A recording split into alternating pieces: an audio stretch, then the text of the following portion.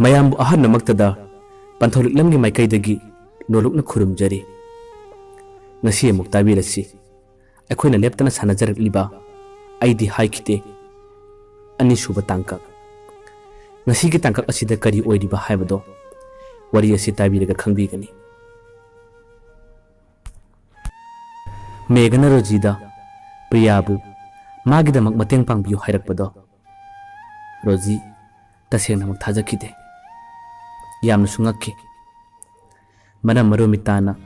mangona sarakliba wari sing aduga Megana ngasi mangonda haidorakliba haising asiga tasengna khenaki Roji tasengna chamne mana maromitana di yamna phabane loinaba nungaibani fazana loinau nanga nuksinau haiduna silakpa nupa amane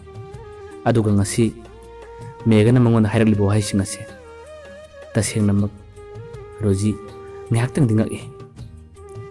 ngaktang leiraga tapna Roji na khumlai da nang siba asengbra natraga phagi tawiro Megana hairae phagi natte kaidobagi nangonda phagi tawduino Priyado yamna nungsi nangi namanabi oibanina nangna hairadi ma soidana yarakkusu yai nangna mateng khara pangbiyu ko Rojido khumpham khangkhidre kari khumnuni Megana atamnana Priya senbiyo hairakpuduna Rojina tamna hairae madi nupa koidabanina hoi mangonda pau hairagabudi yenge yanabsu sinbigida karigumba yarabadi nakhoi ani fajana nungsinauko Megana hairae nungsinadoine mana tana nupi atopa amatasu koiroi mana aroiba oidoine Megagi wahai ado Roji tasengnamak thawai nungaitaba phawe mamittagi mapidi khara kharadi langbagum tawi Megagi mangdadi wari sanaba matamda karamna utholune Rojido da nangidamak phanaba ai phajana sembigida wahai shahairamlaga Rojido phone thamki mathangi numit amada Rojido Priya unaba chatle Priya ga thenaba matamda mahangna sumna wari sai Priya nahan thenaba nupado mana nangse yamna sunungsi yamna su phajai hai mana ingonda wari sabada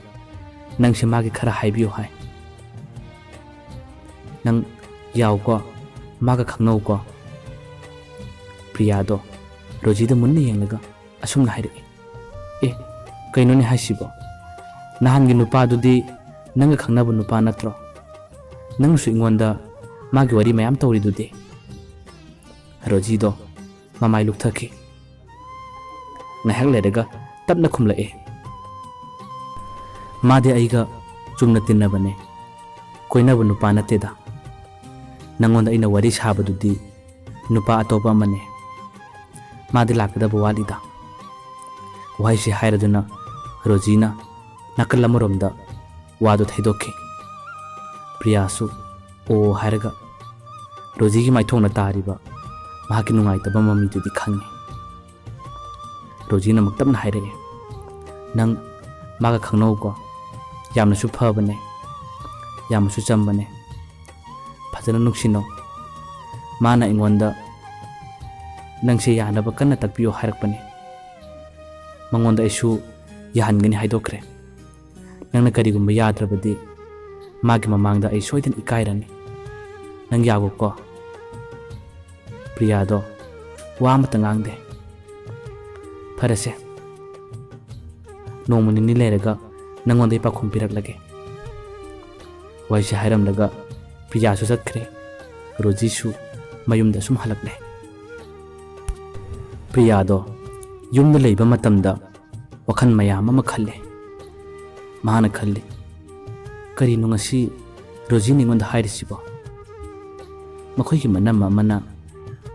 magi nupa ma khangnanaba semla I hairaga nupa do manasu mega kawi su hai nahan gi nupa do su mega kawi kariguna mana maga nungsinagdaba nupa ama mana mo ingonda khangno hairisina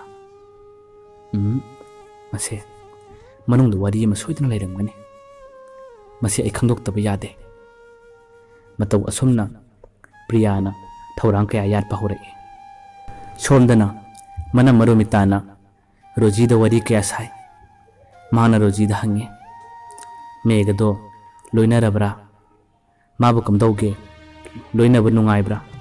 wahang kaya kaya ma hange Roji khumpham khangde mana magi mangda di ikai jabana wari sanai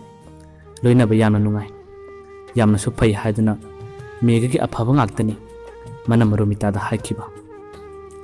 mana marumita na su phajana khangno yamna phabane nakhoi ani punchile punyong na ba khangno ko haiduna wahi kya hairakle wahi se palakpadani Roji tasena ma khumpham khangdaba phone thamage harga hekta Roji do phone thamki matau asumna matam khare ki tungda Priya do mega da yare haduna pau harakhi nasidi mega ga Priya ga nuksina ba haibadu oirare makhoi ani nong unasi haiduna matam thaba matamda Priya na Roji da matomda thokpa ikai nanga khara thukminasi haiduna pau piki Roji di tasengna yajadabani Priya na namduna chalusi law haiduna pubne Priya na puri bado karigumba khara khangbagi damakne Roji ga Priya ga mega unaba lae Roji bu khara lapna thamlamlaga Priya ga mega ga wari sanai wari phana sanarabasu Priya na yenglibadi Roji gi maithongda kari mami tabano mangonda kari reaction phawbano maduni Priya na tasena khaningdana yengliba Roji gi maithongna tariba nungaitaba mahaki awaba mami kya do Priya na loina uba phangi mahaki nuksirabi maruk amana matau asumna warga laiba matamda noklaga harauna laigadaba Priya di natte mahangna megada yariba sisu karigumba khara khaningbagidamak yabane megaga mahaka wari sanaba matamda mahangna megada asumna hangi da nanga Roji ga se matau karamna tinakibano megana sukhum lai maga iga tinaba yamna kuidrida khoi lekai dagi khoi gi taima mana masa khangnau haiduna khangna hanbane marak thatlaga Priya na mahanglai noi gi taima dunadi kari hairga khangnau hairakke megado wangangmada khara lalle chumna sum khangnawo moiga ada hospital da leiringa da thengnarakpane loina batina ba nungai bani haiduna khangna hanbane kaidorage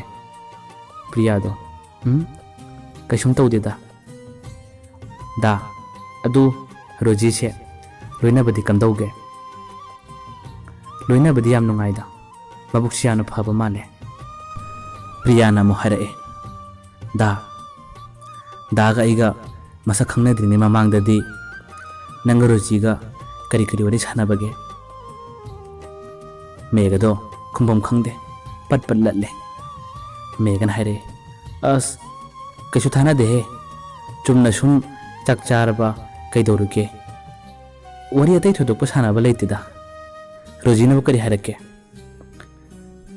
mana budi kaisum haidida aina sum khangningbagi hangmane da aise wangangbada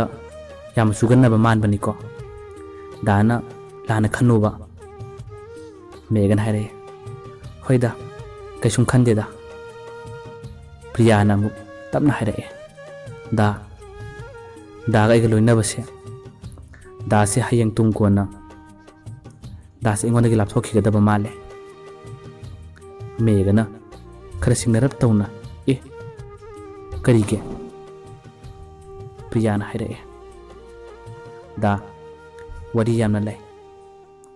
karigum aigi wari sitarabadi da se ingondagi soidana lapthokigadaba male megado khoirang mane henduna kari wari no yam khangninge kaisum tawroyi Nangondaga ay kaisum lapthokloi nang natana nupi amatasu ay koiroi haiduna Priyada hai. Priyan hairake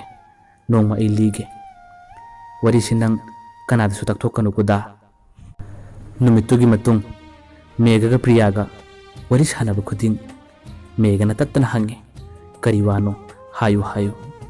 phone da wari sanaba matamdasu kariwano hayu haiduna asung ngangi Priyana sungai haidokte. Nomagi numit amadadi makhoi ani wari sanaba matamda Priyana asumna hai da nangna yadrabanina ngasidi ai nangonda haidoklage da nang wari sitaraga lanadi khanuko aigidi mamasu papasu kanamta leitre laiba yamna thibini aishi. Megana haire kainoni haisibo Rojina haibadadi nakhoi ichinauda nupina tomtani haida. Priyan haire mana hajiline nupibudi itomtane makhoina aibu yokpane makhoigi machanupa ani dudi yamna luna tawe makhoina aibudi luna khak tawbide kariguma matangdasu makhoina aibu thina phui da nakhoida aina kariguma leiradi nang aibu luna tawbigadra. Megado ngaktang leiraga tapna khumlae tawnida karigi luna tawrodagi nangbo. Priyana hairake da makhoida ina leirise minaigumna leibane Daan aiba nuksirabadi tha ahumari leiraga daga iga chelasiko wahai aduda Megado khara pakhanna naikho he chenbadi matam jam walida nang adum leikho yani matam khara leiraga nangonda ai paw hairakeba fare nang puthajaro phone thamagi ko wai shaharam laga. Megado yamna thuna phone thame phone thamkhra matungda Megado wakhan mon khalai kaino manang si haisibo asibu tasengna chumlabra. Rojina haibadana wariyama makhoi sibu tasengna lotliba jala. Priya masana haibasidi chumlangadaba male karino ina tawgadaba. Numitugi matung mahak Priyada wari sananingba phone toningba kaya phawkhidre. Megana pamlambadi Priya matomta poi chen jamna pai mama mapasu khutbari lingi habaduda pamlambane. Priyana ayokpini hairakpadudani mahak bityakhiba. Mahak ngasidi Priyaga wari sananinglaktare phone toninglaktare. Priyana phone toroklabasu thabak chilli haiduna phone paidaba phone switch off thamba tattana haurakhi. Matang asida Priyana Mega kanano haibase tapna phaba phanglakhi. Ngasigi anisuba tangkak asilo silakpada mayambo aroibada Panthou Liklamna amukana khurumjari.